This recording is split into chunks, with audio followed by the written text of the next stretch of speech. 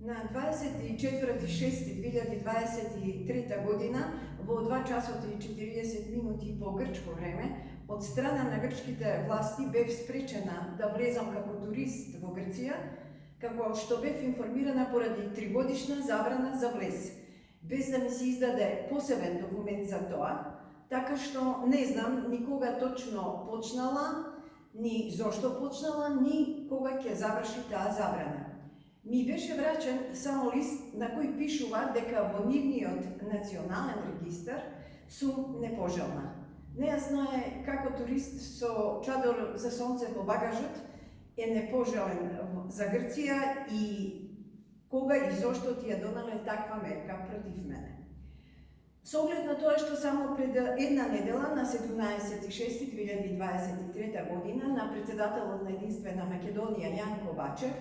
и на други членови на партијата и на извршниот комитет им беше оневозможен влез во Грција со цел посета на нивици на 5-годишнината од подпишувањето на така наречениот Преспански договор. Јасно е дека и покрај тоа што не бев во делегацијата на 17 јуни, изминатите неколку дена и за мене грчките власти донеле мерка за забрана на влез само поради тоа што сум председател на Унија на жени на Единствена Македонија и член на извршниот комитет. Мојот став инаку за така наречениот Преспански договор и е познат на македонската јавност и повеќе пати кажуван и пред и по донесувањето на овој така наречен, односно на овој квази договор. Мојот став си останува непроменет, дека овој договор е невалидно и правно неиздржано парче хартија, чија содржина е насилно ставена во македонскиот устав со криминални дејанија преку притисоци, со закани, уцени и подплатување на пратеници и над се против волјата на македонскиот народ искажана на референдумот од септември 2018 година. Поради тоа сум кажала дека оваа состојба што македонскиот народ живее сега под окупација е неважечка и дека по доаѓањето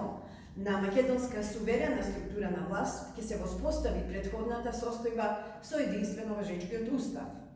После, прашање е каква е таа европска држава и еудемократија која санкционира слобода на мисла и на човечко право на слобода да одлучува за името на својата држава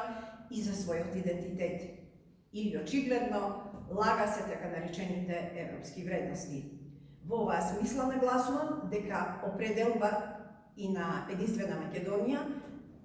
за поништување на Преспанскиот договор не представува легална основа за ваквите незаконски, неевропски и антицивилизацијски мерки од Грција спрема партијата Единствена Македонија.